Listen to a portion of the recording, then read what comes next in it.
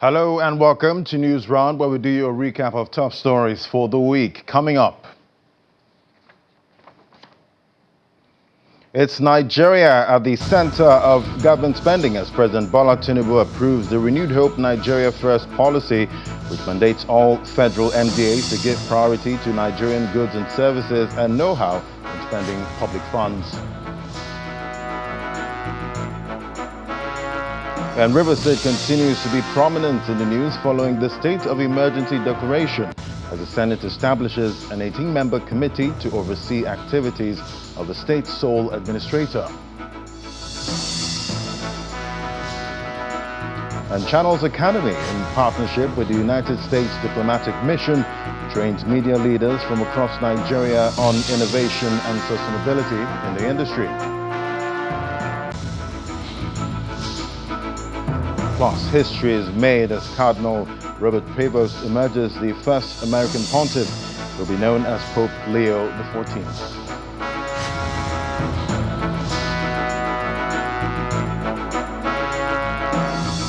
That's News Round in View. We begin with a plan by President Bola Tinubu to unveil an executive bill on a policy known as Renewed Hope Nigeria First policy, aimed at prioritizing Nigerian businesses and local content to foster a new business culture in the country. At a briefing after the Federal Executive Council meeting, the Minister of Information and National Orientation, Mohammed Idris, says the policy aims to change government spending, procurement processes, and economic development to support local industries.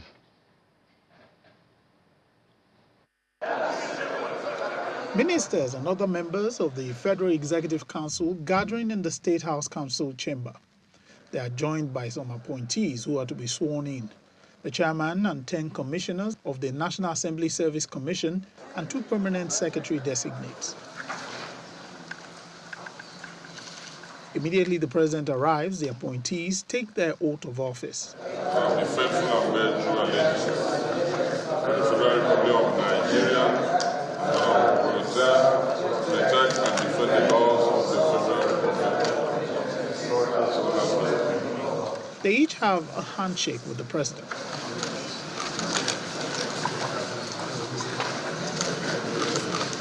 The Federal Executive Council meeting then commences. A few hours later, it is time to brief correspondents on key decisions taken in the meeting. A key one is the Renewed Hope Nigeria First policy. This seeks to foster a new business culture that will be bold, confident, but also very, very Nigerian. And it aims at making government to invest in our people and our industries by changing how government spends money, how we procure, and how also we build our economy. The Bureau of Public Procurement is to enforce the new guidelines. Advise and enforce procurement guidelines to prioritize locally made goods and homegrown solutions. It has also been directed to create what is called local content compliance framework for all government procurements. Approval was also given to address some dams in the country and prevent flooding disasters. From the Ministry of Water Resources, Federal Ministry of Water Resources, contracts has been awarded for the repair of the Alao Dam in Maiduguri. You may recall that this dam caused the flooding in Maiduguri last year. So this contract has been awarded to prevent such occurrence this year. Nigeria's membership of the Asian Infrastructure Investment Bank was also revealed. And we are fully fledged members of the Asian Infrastructure Investment Bank, of course, which is set up to promote infrastructure development and generally sustained economic growth in all its members. Approval was also sought for the establishment of the National Cocoa Management Board. As you all know, cocoa is the highest non-oil revenue contributor to the Nigerian GDP. FEC graciously approved the memo, and we're going to submit the draft bill to the Attorney General and Minister of Justice. Council also approved two critical policy documents, the National Integrated Electricity Policy and the National Policy on Marine and Blue Economy. According to the Minister of Power, he said the policy document seeks to address critical challenges in the nation's electricity sector. From the presidential villa, Lanre Lasese, Channels Television News. Also top this week in the Ray Chamber, the Senate has passed the Nigeria Revenue Service Bill and the Nigeria Tax Administration Bill. The passage followed a clause-by-clause consideration after the chairman of the Senate Committee on Finance, Senator Sani Musa, presented the report of the committee to lawmakers. As lawmakers resume plenary on the second legislative day of the week, the once controversial 4 tax reform bills, which scaled second reading 6 months ago, are back on the floor. Before the commencement of the day's agenda, the Senate President announced yet another defection to the APC. I write to formally notify the Senate through your esteemed office of my defection from the New Nigeria People's Party, NNPP, to the All Progressives Congress. I have come to the firm conclusion that continuing my membership with the NNPP would no longer serve the national interest nor the interests of my constituents, which I represent.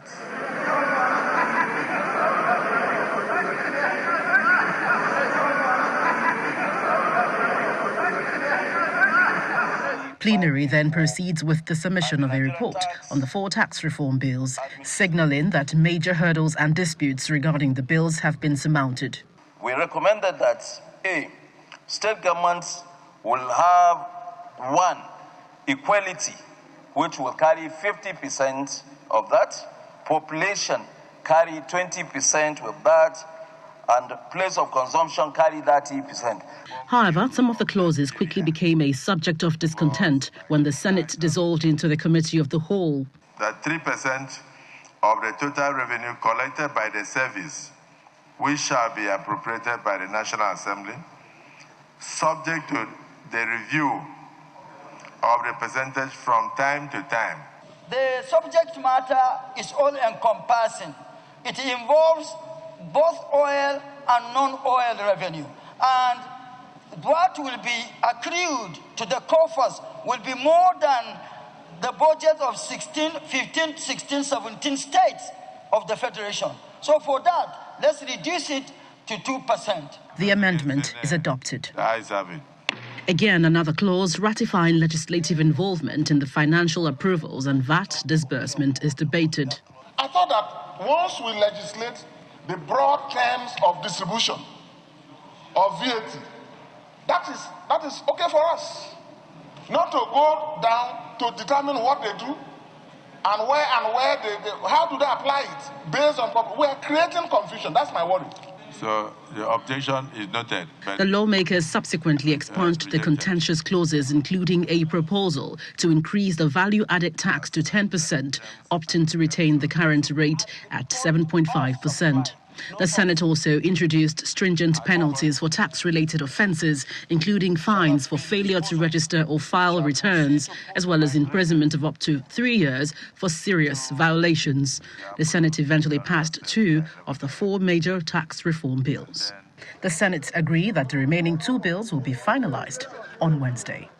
The Senate President has now assured that any other contentious aspect of the bill will be addressed through a conference committee with the House of Representatives to ensure harmonization before the bills are transmitted to the President, Bola Tinubu, for assent. From the National Assembly, Gloria Umezuke, Channels Television News.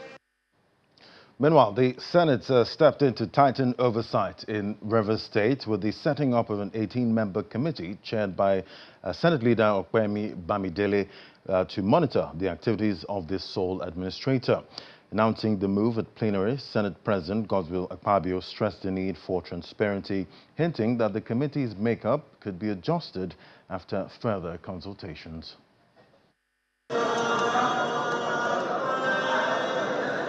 After about 6 weeks of recess, lawmakers in the upper chamber resumed plenary, led by the President of the Senate, Senator Godswill Akpabio. As promised, the oversight of the administration of Rivers State under Vice Admiral Ibok Eteibas, retired, is prioritized on the day's agenda, and consequently a committee is set up with no less than 18 members. Let me also mention that there is need for us to have a committee to oversight the functions of the administrator of Rivers State and the Rivers State government under emergency rule. So the chairman of that committee will be Sir Distinguished Senator Michael Opeyemi Bamidele. So if there is need to review, it will be after further consultation with our colleagues.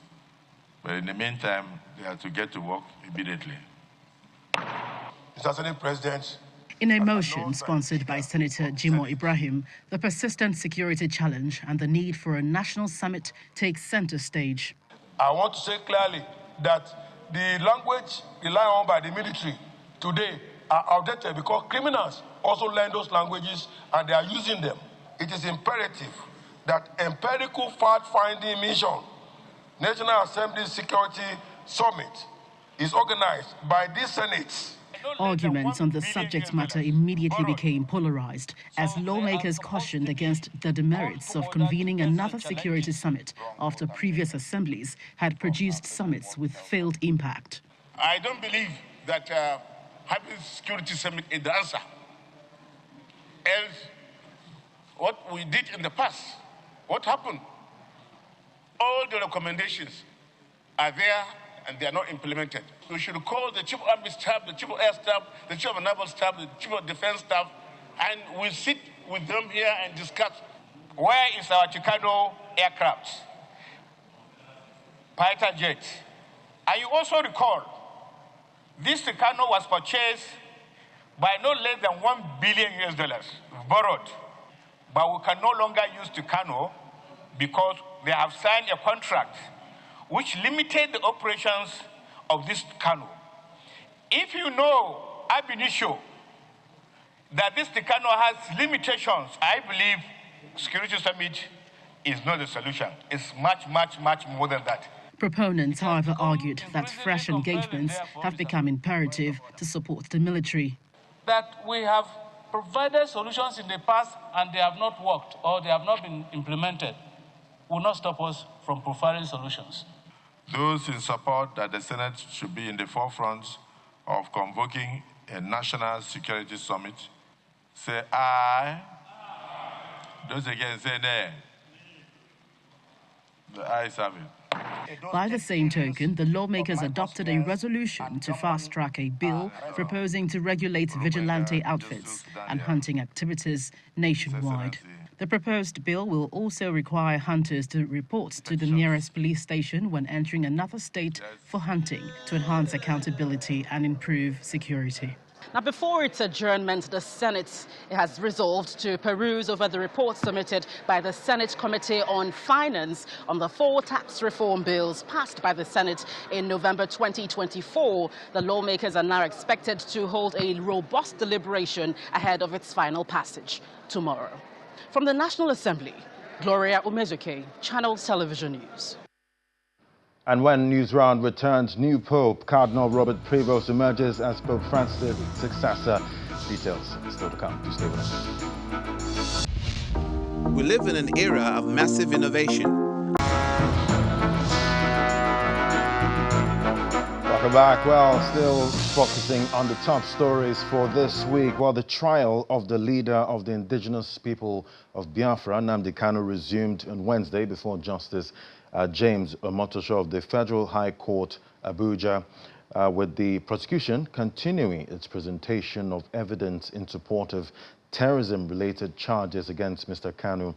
At the day's proceedings during the week, the court admitted several exhibits, including letters, statements, and video materials said to contain broadcasts by Canu inciting violence against the Nigerian state, and video clips announcing the creation of the Eastern Security Network and ordering lockdown in the southeast.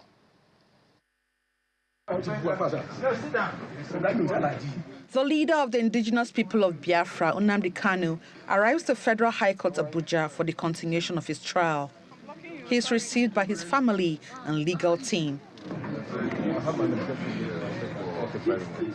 At the resumed hearing, the second prosecution witness reads out portions of a letter purportedly from the office of the then Attorney General of the Federation, Abubakar Malami, addressed to the Department of State Service, which contained complaints against Canu for alleged acts of terrorism, murder, and incitement of attacks against security operatives and prominent Nigerians. The portion of the letter stated that Canu, through various broadcasts, incited violence by instructing followers to attack police and military officers, seize their weapons, and burn down government institutions. According to the letter, these alleged directives had led to the killing of security personnel and destruction of public infrastructure. The prosecution also tendered a written statement said to have been made by Mr. Canu during interrogation by the DSS, which was admitted without objection by the defense. In the statement, Canu declined to make further comments, stating that he had said all he wanted to say. Subsequently, the court admitted into evidence a flash drive containing video clips of the defendant's alleged broadcast. Despite initial objections by the defense counsel, the court accepted the device along with a certificate of compliance. During the court session, a video was played showing Mr. Canu in a December 12, 2020 broadcast declaring, and I quote, "In the blessed land of Biafra, we must do everything to save ourselves from extinction," end of quote. In the video, he described Nigeria as a zoo and called for resistance against what he termed Fulani domination, accusing political leaders of betraying the people. In another video, Mr. Canu introduced the Eastern Security Network, ESN, comparing it to a regional security outfit like Amotekun, and said it was necessary to defend the southeast from Fulani herders. He warned that no Fulani herdsman will be allowed in the region. The court also viewed the footage from the NSAS protest, where Mr. Canu was seen allegedly directing attacks on police and government properties. A separate video dated May 30, 2021 showed Mr. Canu declaring a total lockdown in the southeast in memory of fallen Biafrans, instructing residents not to leave their homes. Another clip reportedly showed Canu urging his followers to procure guns and bullets for self-defense, referencing threats from Boko Haram and labeling Fulani herders as terrorists. The witness confirmed the voice in the videos as Mr. Canu's. Additionally, the federal government's gazette officially prescribing IPOB as a terrorist organization, dated December 20, was admitted as an exhibit without objection from the defense. Counsel for the prosecution, Adegboyega Awomolo, requested an adjournment to continue playing the remaining footage, stating that it exceeded an hour. The defense team raised no objections, and the trial judge, Justice James Omotosho, subsequently adjourned the case to May 8th for continuation of hearing.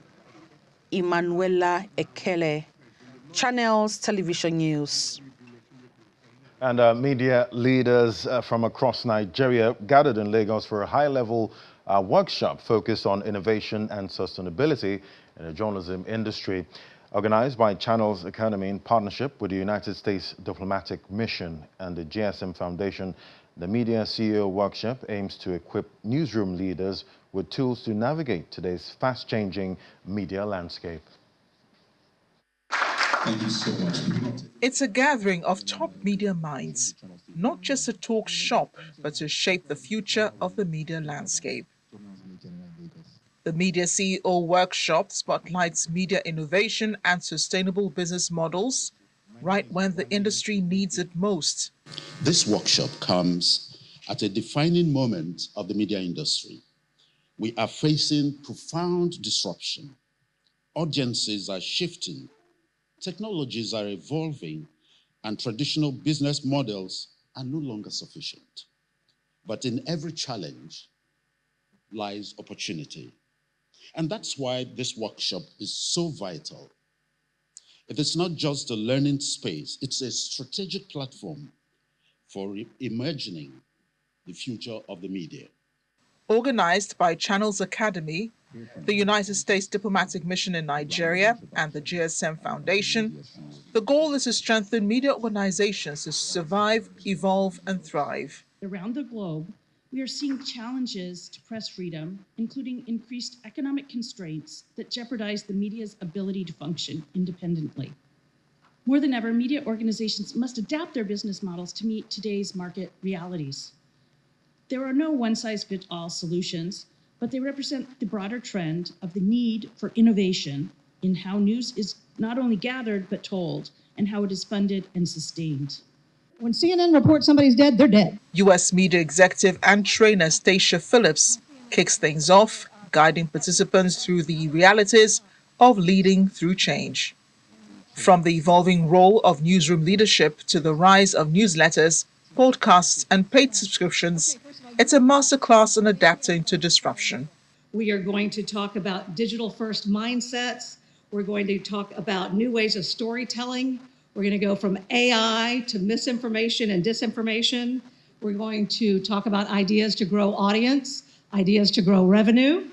We're going to talk about saving money through pooling, and we're going to talk about making money through podcasting.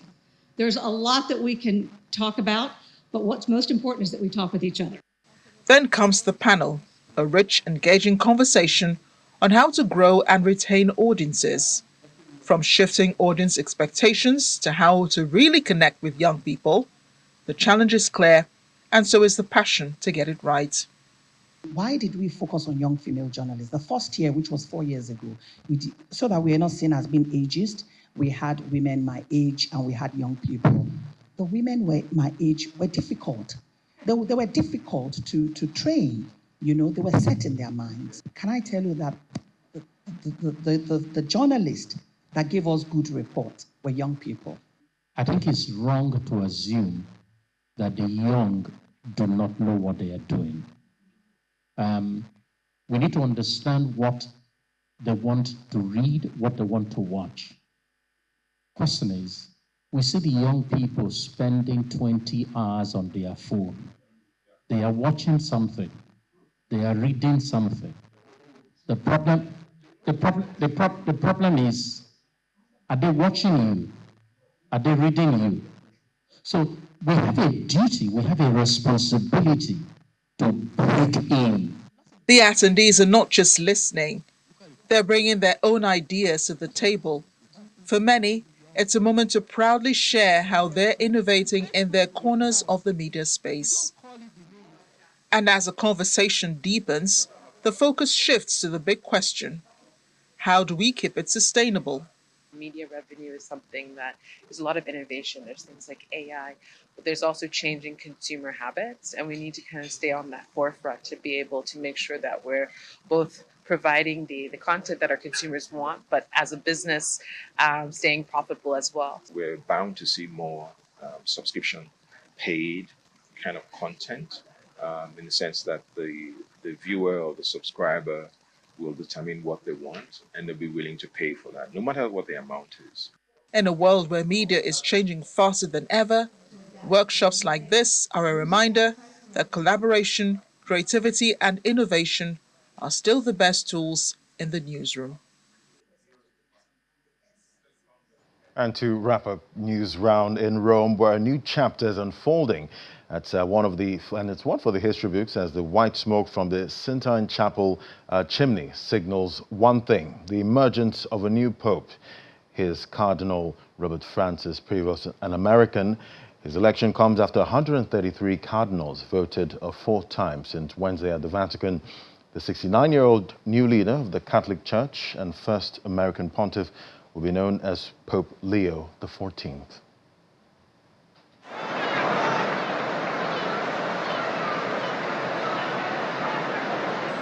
It has been almost 2 days since the 133 cardinals of the Catholic Church entered conclave to elect a new pope, knowing only one of them will emerge as pope.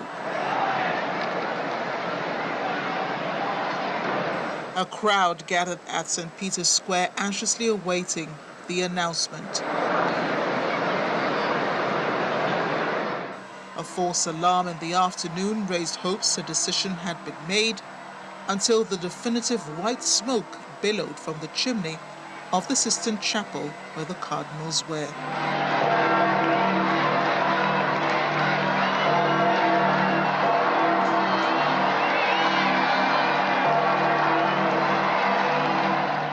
About an hour later, the senior cardinal appeared on the balcony of St. Peter's Basilica and announced the famous words, Habemus Papam, Latin for, we have a new pope, and introduced the new pontiff by his chosen papal name, Leo XIV.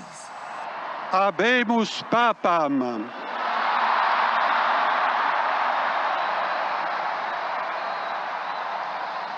Dominum Robertum Franciscum, Sancte Romane Ecclesiae, Cardinalem Prevost. Qui sibi nomen imposuit Leonem decimum quartum.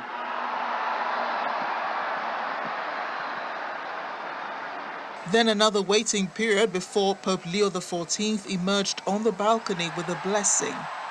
May peace be with all of you, to the joy of hundreds gathered.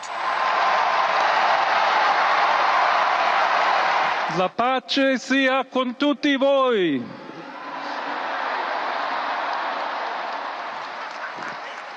He thanked the cardinals who elected him during the two-day conclave and continued with a message of peace. This is the peace of the risen Christ. Disarmata e una pace disarmante. A peace that is disarming and humble and persevering. Proviene da Dio. It comes from Dio God. Che ci ama a tutti. God who loves all of us incondizionalmente. without any limits and conditions.